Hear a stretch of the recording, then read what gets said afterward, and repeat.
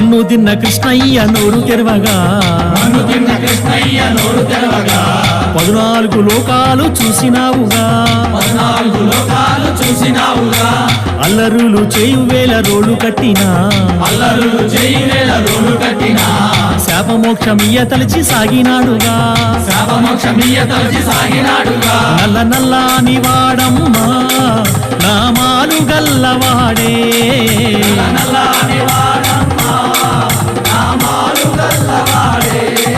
నల్ల నల్లాని వాడమ్మా నామాలు గల్లవాడే